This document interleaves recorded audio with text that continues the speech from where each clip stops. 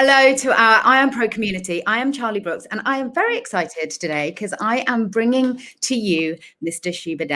He was Associate Director for 7 years at the Curve. He was Resident Director at the Nash, and he is currently Artistic Director at HighTide Theatre. So without further ado, I'm going to bring him in, and we're going to hear all about his journey. Hello, Suba. Hello, so good to see you. So good to see you. Thank you so much for being with us today to do this Q&A for IAMPRO. The joy of technology bringing us together. I know, again. So Suba and I know each other a little bit from my time at the Curve. I've done a couple of productions there. So we would brush shoulders in the corridor, and I've auditioned for you on 1 or 2 occasions. Yes, yeah. Gosh. But never mind, I won't hold it against you. Well, yeah. Hey, never say hey.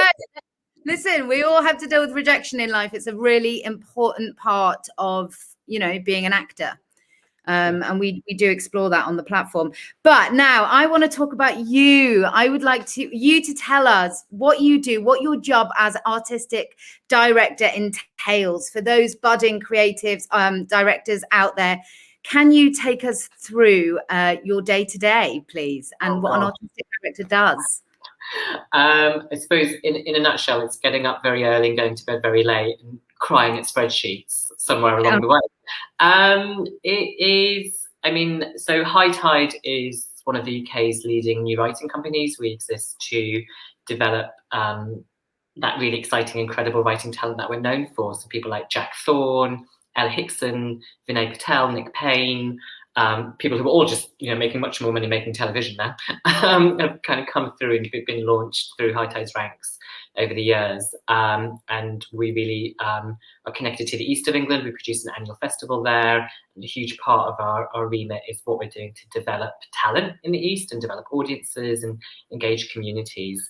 So for me, I started as a director. I realised when I was quite young that I enjoyed bossing people around and mucking about with set designs and things like this. And I suppose the journey and the distinction between simply directing and being an artistic director is that as I am overall in charge of the company, it's my job to create the conditions for other people to create extraordinary work. So, by this point, I've lost you, Charlie.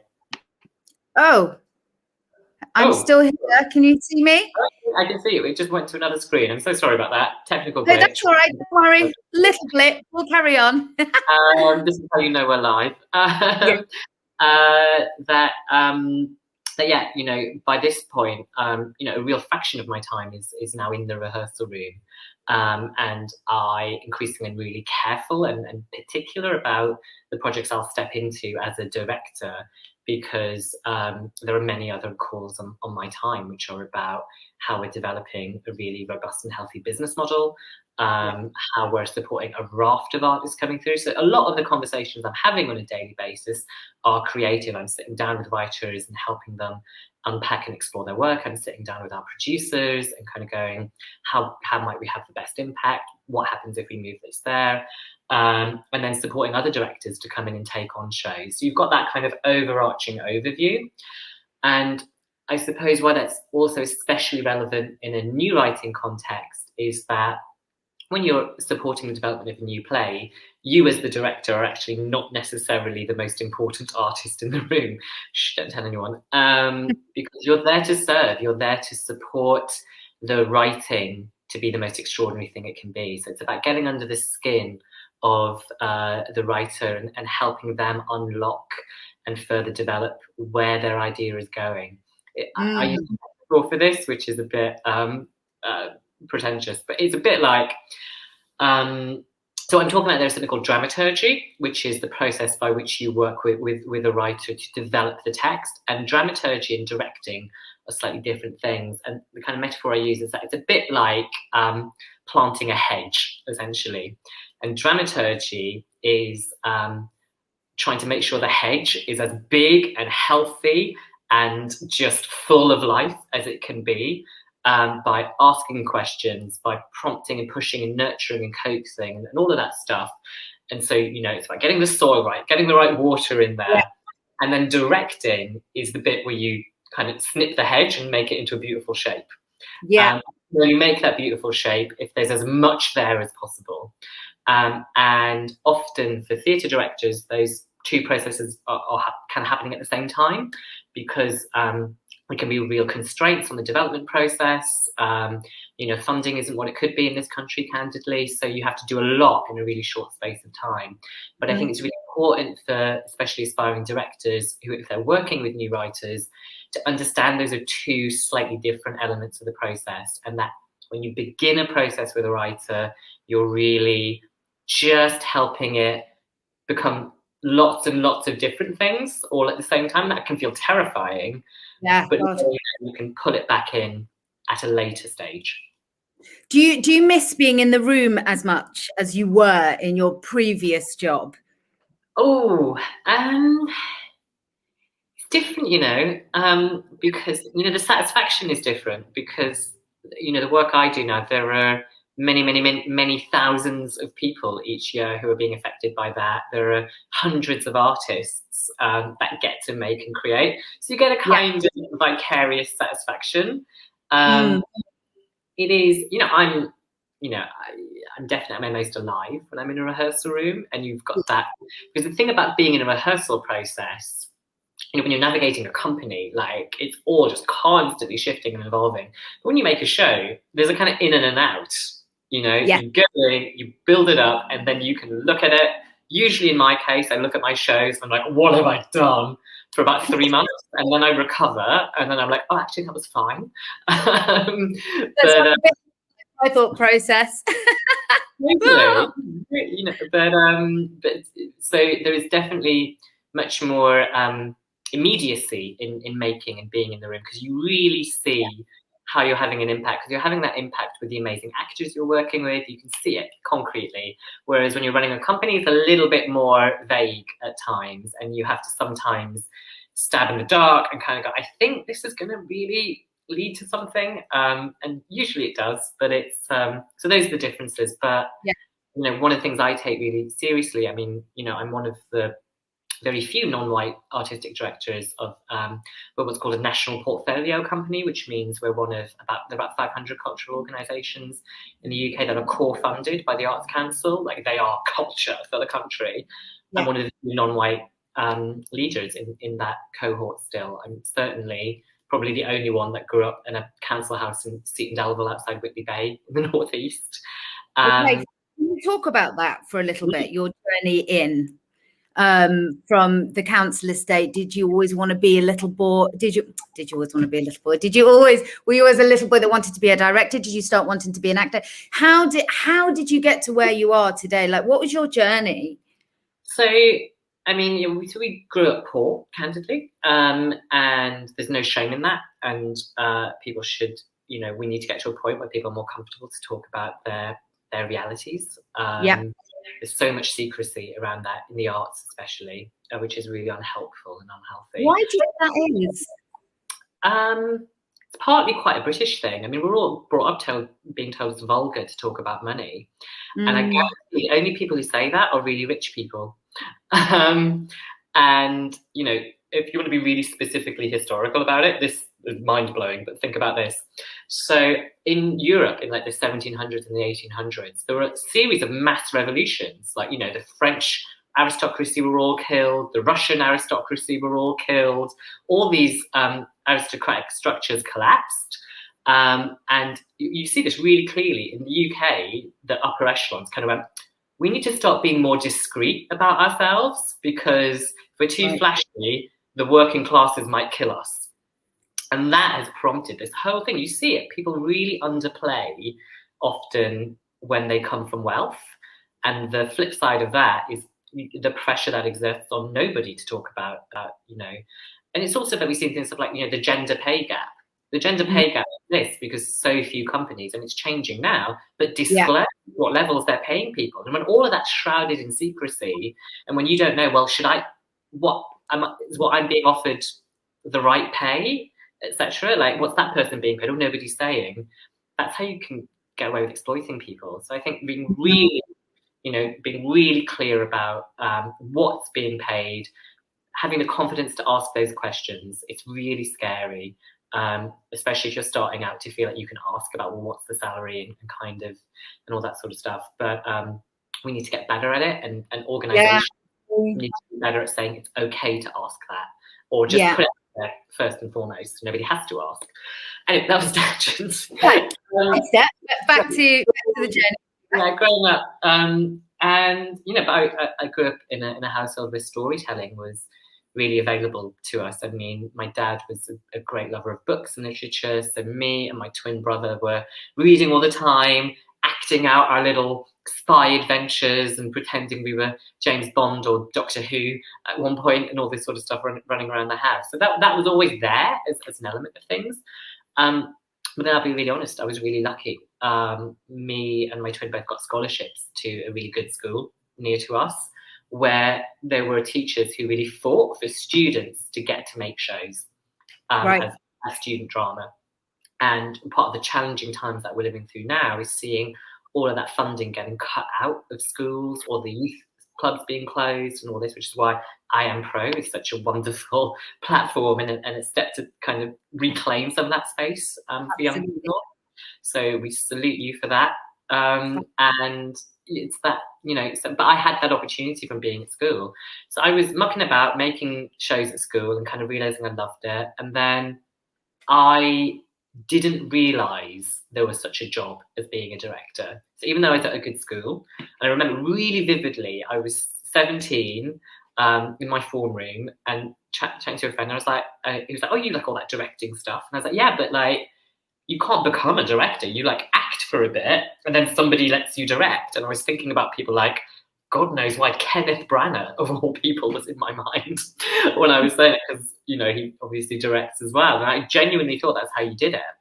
So I got to university to study law because I was going to get a sensible, decent job and all of this. And I was mad, I think. The bravery of youth, I don't know. I jacked in my law degree, switched to English, which you could do, which was, I was at Cambridge, again, which comes with a whole other set of privileges and opportunities, because they chuck so much, like, I mean, hundreds of thousands of pounds get chucked at student drama at Cambridge. And suddenly I was directing shows in that context. And what I didn't realise, because I was just experiencing it, was the way that student drama is made there. It is essentially to a professional standard in terms of how the production process works. So from the age of 18, just at university, in my spare time, I was working with student production managers, student designers, student lighting designers, student stage managers, and getting all of that understanding of, okay, this is how it all sort of slots together. So at the end of my degree, and I was like, well, I think this is what I want to do with my life. And again, I use the word luck a lot, because I have been exceptionally privileged, and so many of the pathways that were available for me have been removed over the years since I travelled through them. But I like literally blagged my way onto a master's in theatre directing at the University of London, and I wrote a hilarious letter to the bank to get them to give me a career development loan for it. Someone read it and clearly must not have. I put all these stats in about how directors make loads of money, which is not necessarily the case. And they rubber stamped giving me this loan, which I was repaying for like 10 or so years afterwards. And that is, that's hard. And I really appreciate that's hard. And I was really bloody minded, and I lived with one of my best friends from school in a tiny flat, like way out in East London, virtually in the sea, in like a really small single room that I could get away with not paying very much for. And I was doing my director training, and I was working every weekend on top of having that loan. And I look back on that and I'm like, how did you have the energy? How was that? But sometimes when you're young, and you know, I look back, I had a great time. Like, I was out every Friday and Saturday night, even though I was also working and studying at the same time. I can't imagine you going out, Suba. I just can't imagine it. No. I hear that story and I feel so proud of it. I'm just like, that is hard graft, and it's hard sometimes for us to see ourselves, isn't it, and sort of what we've been through, and that's very, very inspiring. But of course, it wouldn't be as easy for someone to get a loan these days, I don't think, by writing a letter.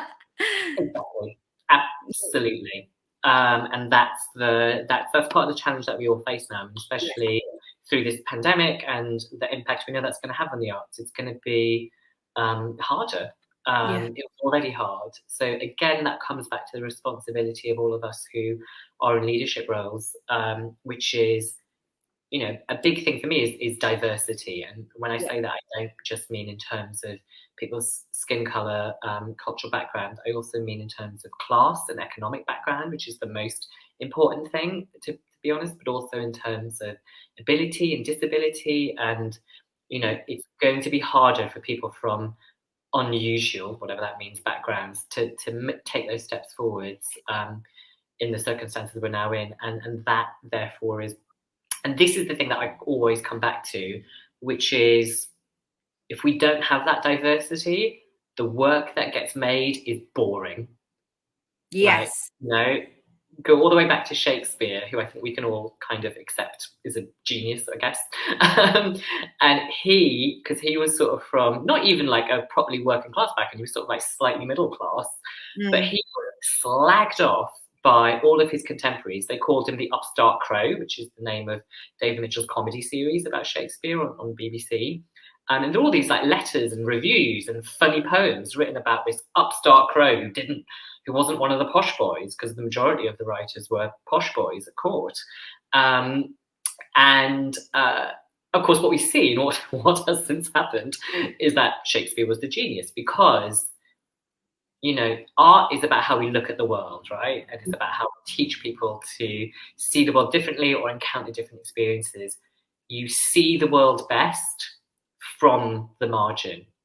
An outsider can see what's going on much more than something right in the middle or the mainstream or somewhere comfortable. And that is what leads to great, great work. All I can say, yeah, absolutely. So, you know, that's the thing I would say to anyone listening who might feel anxious about coming from what feels like a non-traditional background for the arts, whatever that is. We need your voices and we need your talent. So hold fast. Yeah, I mean, that's what we're really trying to achieve with IAMPRO. You know, it's hearing all those voices and starting to make change from the ground up.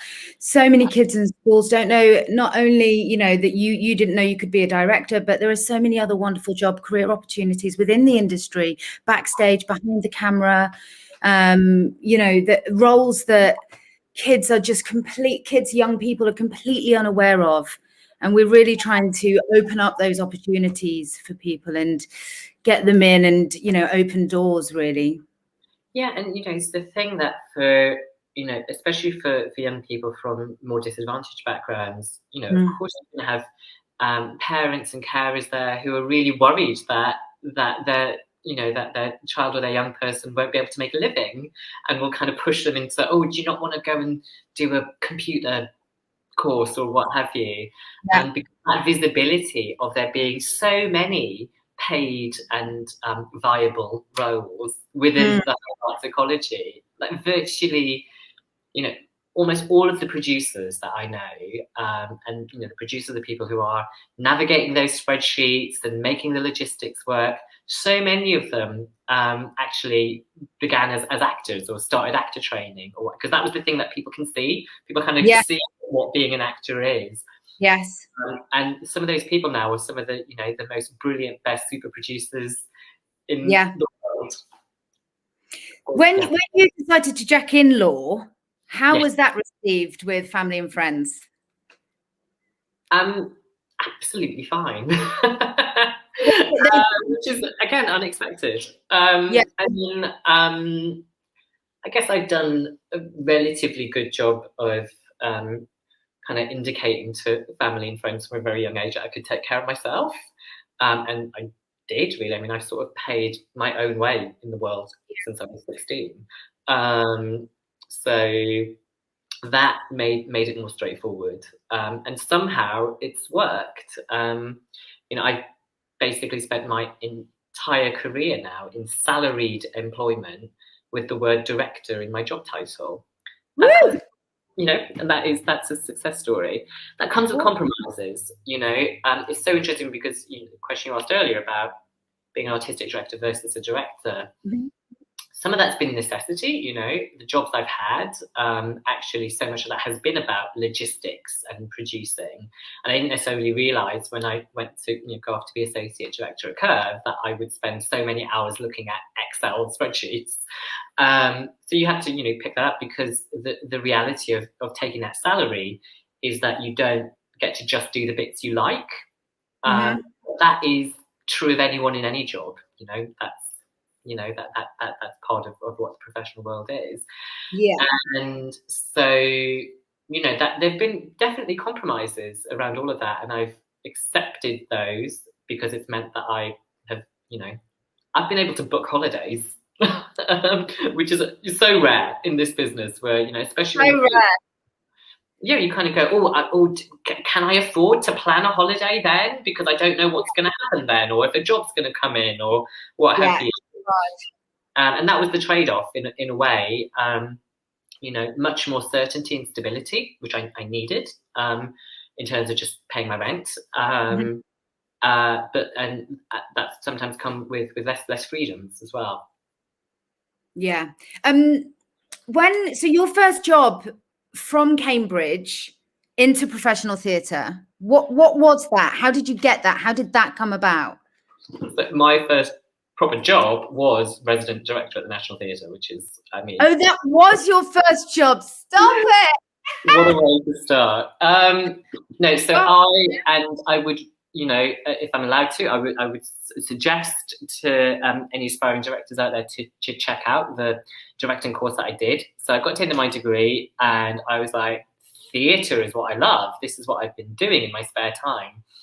And I didn't have the confidence to just then right, I didn't have the money to then move to London and be like, I'm just going to somehow start a career, which lots of other people have done in that way. I was like, no, I can't do that, because I just wouldn't know where to begin, really. I went to the career service, and this is the career service at Cambridge University, who you would imagine might know a thing or two. And these two very nice older women told me that I would need to move to London and write to some people, and that I might be allowed to do some observing. And then eventually, if I answered some questions correctly, I might get to do some assisting. But that all of that would be unpaid. So I would definitely need to have my own place to live in London for free and to just be available. If I believed that, I'd be a lawyer now, I didn't. And I went onto the website of The Stage, a brilliant resource at the time.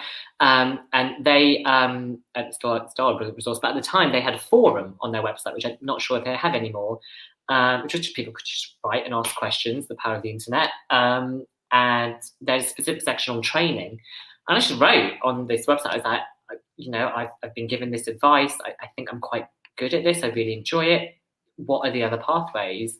And the president of Equity, of all people, replied to that post to say, oh, there's this course at the University of London, which has been set up as the best director training in the country. It had arisen because there hasn't really been a very long tradition of formal director training in the UK, and Equity were finding that lots of actors were complaining about young directors not really knowing what they're doing and creating unsafe situations. So Equity had got involved and said, no, we need a proper gold standard of directors being trained properly, and they'd set up this course.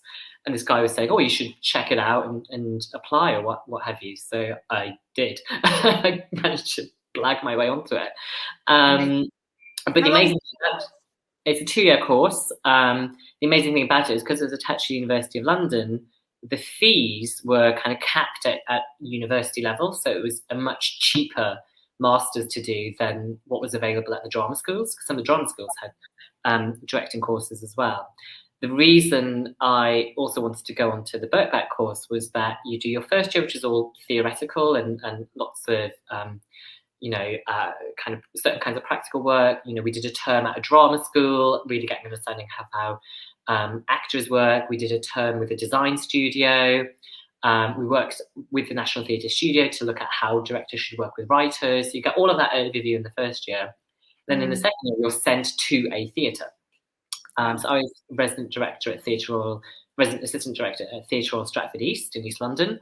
And so I was there for a year, just being in a working, functioning professional theatre, kind of figuring out how everything slots together. And that's one of the big things about being a director. In this role, you have to know what every single department is doing, because having an idea is one thing. That we can have ideas every day of the week. Making it happen is where the work comes in. And the only way you're ever going to really know how to make your idea happen is if you have an understanding of what every single department is contributing to that making process, and how to have conversations with all of the various people who are involved. How do you have a conversation? How do you talk to a writer? How do you talk to a set designer? How do you talk to a production manager? How do you talk to your stage manager to get the best results? Not every director thinks like this, but I think it's for me and for my approach, and I think what's helped me establish a successful career is about my willingness to understand where the other person is coming from and adapt and understand what that person needs to hear to do their job to the best of their ability. So that was, that training was life-changing, obviously. And as part of that training, I directed a show at Stratford East, and that kind of led directly to my job at the National. So I was at the National for a year and a half. And that show was, I talk about that show actually because it's important to talk about the work, I guess. This was my professional debut, and it was a production of Medea, the Greek tragedy. And I wanted to make that show. So for me, grew up in St Delville, been to Cambridge, all these different things whirling around in my head, just these hugely different experiences. And the classics were a huge part of that, have continued to be a huge part of that. But in the context of Stratford and East London, wanting to tell that story there, the thing that triggered for me, and this was about a year or so after the 7/7 bombings in London, and Medea as a play is about a young woman who is a migrant, and she's told by a succession of people who come to visit her, "You're savage, we don't want you here." She's just told that consistently through the play, and then she finally does an absolutely terrible thing. And I've always looked at the play and kind of gone, what did people expect? This is what happens when you treat people in this way. And that felt so resonant in terms of the conversations we were having around terrorism and fundamentalism and why people feel excluded from society and do terrible things. I'm not excusing the things that are done, but it's part of a larger picture. So I was like, this feels like an important story to tell in this community. And I staged it with Kenrick Sandy of Boy Blue Entertainment, hip-hop street dance choreographer, Olivier Award winner, did the 2012 opening ceremony. And we went mad, bonkers, immersive, before I knew what that word meant. I've been there and seen it. Well, I might resurrect it one day. I'm really proud of it. But the proudest moment for me in all of that, so on the penultimate night of the show, we had a huge school group in from a high school in Leytonstone, and they were really vocal. It was a predominantly black school group, and there were three boys sort of sat, and I was in watching, who were just sort of responding verbally throughout the show, and I was sat there being a neurotic director going, oh my god, they hate it, oh god, what have I done, they must be bored, and all this stuff, because paranoia. And the show finished with this big old, in the Greek tragedy, Medea rides off on a chariot of dragons. I was like, well, we can't afford that. So Adura on Achille, who was playing Medea, did this absolutely extraordinary kind of incredible dance number. She danced herself into kind of death, I guess. That came together. And these three boys got up, they were 14, 15, and started stamping and shouting, "Go on, Medea." And that's when I kind of went, oh, there's something you can do as an artist from your specific experiences, which is open certain doors or put things together that maybe people don't think necessarily always go together.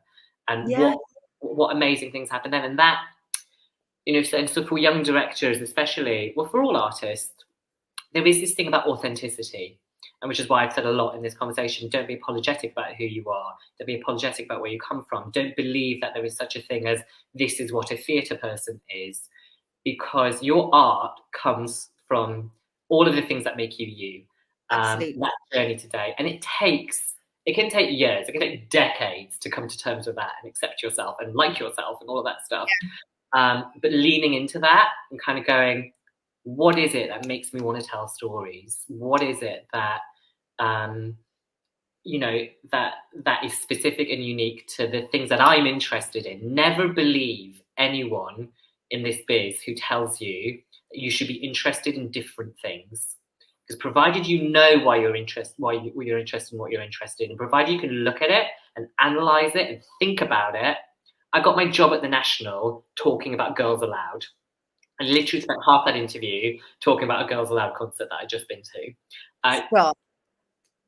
You know, and that is... I just need to process all of that. I've got like goosebumps going all over my body. The marriage of all of those beautiful art expressions that come together that then have an impact where, you know, young people might not relate to a Greek tragedy, or do you know what I mean? It's so beautiful. Tell me what did you talk about Girls Aloud? Because I mean, I know all their songs off by heart. I know all of their dance routines. Oh my God. Perfect duo. Quick, someone tell Cheryl we're here, we're waiting. No, I mean, I spoke about I was talking about pop concerts, which I love, and I love the energy of them. I love the fact that a pop concert is an inherently storytelling experience, which also means that every time I've gone to a pop concert, I've put the tickets on my tax return. That is research. But there is, you know, this is the thing that I always say. If Shakespeare found himself alive today, he would see more of himself at Brixton Academy than he would at a theatre in the West End. Because where theatre started, it was about life, and it was about stories that people owned together. So, you know, the amazing thing about the Greek tragedies is that those were folk stories. Those were stories that everyone knew, and everyone went to those shows being really excited to see what are they going to do with that show? What are they going to do with that story? Which is part of the excitement of when you go to a pop concert. You know, how's Madonna going to do Like a Virgin this time? And all of that stuff. So that thing about that generosity feels really important, and about saying, for me as a theatre maker, certainly I'm interested in stories that feel like they belong to all of us, and finding a way to make that feel fresh and engaging and relevant to as many people as possible. That's why I was kind of talking about pop concerts, and that has totally, you know, there's a bit of pop and a bit of campness, dare I say, in pretty much everything I do. Although I did, one of the shows I directed at Curve was a play about soldiers in World War One, and that did not have any Madonna in it, sadly. That wouldn't have necessarily... Any Britney in that one? Hit me baby one more time. But it's just, you know, I think when we go to theatre, I truly believe that audiences love magic, you know, and one of the things you can definitely do as a theatre director is, you know, there's just that possibility of suddenly creating an unexpected moment of beauty on stage. And I love all of that. I love little tricks and gimmicks hidden in the set where suddenly like, oh my God, it can do that. And, you know, save a little treat for the second half, or flipping I did East is East for Nottingham Playhouse and Northern Stage a few years ago on a revolve. And just, you know, got through the first scene, which is all in this living room. And then the second scene is in the family chip shop. And I was like, how the hell are we going to get a chip shop on stage? Let's put it on a revolve. And just that moment for everyone where suddenly they thought they were looking at, you know, and it just went, and you feel everybody go, oh, that's fun. And that's because I'm a good kid, basically. So I'm not an audience with that. What was your first experience of theatre ever? The first panto. So I remember seeing Linda Lusardi, of all people, as Snow White at Newcastle Theatre Royal in the panto. I saw a different kind of panto, the Snow Queen at Newcastle Playhouse, now Northern Stage, which was, I guess, I was really young, so I guess that was probably a little bit more experimental than maybe the trad panto. And I remember this moment of, and I can't remember how, I must have been like 8 or something. And the Snow Queen was terrifying, absolutely terrifying. And I just felt really scared whenever she was on stage. And then I just have this amazing, still clear mind of the actor coming back on for the curtain call. And, you know, the Snow Queen coming on for her bow. And just suddenly going from scary to then just giving a wink to the audience and doing her bow and just suddenly releasing all of that. And I remember going, oh, she's quite, you know, and that magic, that, oh, she's not, you know, that. And then the thing that really, really made me want to become a theatre director, maybe, or just kickstart all that, was in Newcastle as well. So the Royal Shakespeare Company used to tour regularly up to Newcastle, and they did another Greek tragedy. It sounds like I'm obsessed with them. They did this massive 12-hour play over 2 days, which was all about the Trojan War, and it came up for its performances, and I managed to like nab these like £5 tickets. And there was that moment where the Trojan horse is brought into Troy, and the poor Trojan people are, you know, they're actually letting in an army of people who are going to kill them, and they think it's a gift from the gods, but these soldiers hidden inside. It's, you know, big kind of moment in mythology. And I was like, how are they going to do it? How are they going to do it? And the entire set was this massive, this huge, like, you know, collapsed statue, big metal back wall, this sort of like burnished kind of coppery back wall. And at that moment, the back wall split open, and it was like proper like Stars in Your Eyes, Matthew Kelly, loads of dry ice and smoke. As this wall split open, and you just saw one massive wheel, the size of the full stage, roll past, to give you a sense that the entire horse was that big, because they were like, oh yeah, it's on 20 wheels. Wow. And you just saw one go past. And I was like, I still remember, I was like, that's clever, that's unexpected, that's amazing. You know, that's theatre. That is theatre. It's so interesting. Simon Stevens has got a podcast. I don't know if you've listened to it at all, the Royal Court Writers podcast. And almost every one of the British playwrights that he has on there, their first experience of theatre is good old pantomime. It was certainly mine, you know? And it's sort of, it's done a real, I was so excited when the National announced they were doing their panto back in December. It had to get pulled in the end because we went back into lockdown, because, you know, they've not done a panto in decades. And I was like, good on you for, you know, because I remember one particular year in Leicester, actually, so I oversaw lots of various bits of the programming and stuff there, and visiting shows. And I went to see a load of kids' shows one particular Christmas. Various people have been reaching out to us about wanting to bring their work to Leicester. And then I saw Friends Panto as well. And hands down, the panto of all of that stuff was the best thing, because it was so about meeting an audience where they are with no judgment, arrogance, pretension. It's so open, sort of saying, we're all here together, and everybody thinks they're better than anyone else. And I just, you know, I think there's a snobbery about some of those things. And now more than ever, what's really exciting about this moment is I think people are really starting to stick 2 fingers up at that snobbery and say, actually, no, we want more of a theatre that's for the people. Yeah, that's what's important, isn't it? It's I could talk to you for hours and hours and hours. Honestly, I could just listen to you. You're fantastic. I would love to have you come on and do some masterclasses in Yes, Girls Aloud. Greek tragedy, some Girls Aloud thrown in, a Shakespeare boot camp, please, and more on directing. I haven't even got to the juicy stuff. Sorry, I've been whittling on with all my politics. No, it's all been amazing, but I think there's so much for us to explore, and we'd love to have you back. I'd be absolutely delighted, and I'm on record saying that now, so there we go. Well, that's why I've done it while it still says record. There's just no, I do believe this. There's no point in me doing what I do if, I'm not helping more people that look like me or sound like me or come from a similar place as me to feel like they can do it. Yeah. Everyone can. This is, as I say, the wonderful thing about what you're doing here with Yes. Flow. These are just things to learn. It's just tools. It's just, certain words or certain vocabulary. It doesn't belong to anyone, and anyone can pick it up. Absolutely. With those wise words, I'm going to say thank you very much. You've been absolutely amazing, and I can't wait to see you back on the platform. Looking forward to it. Thank you. Bye. Bye.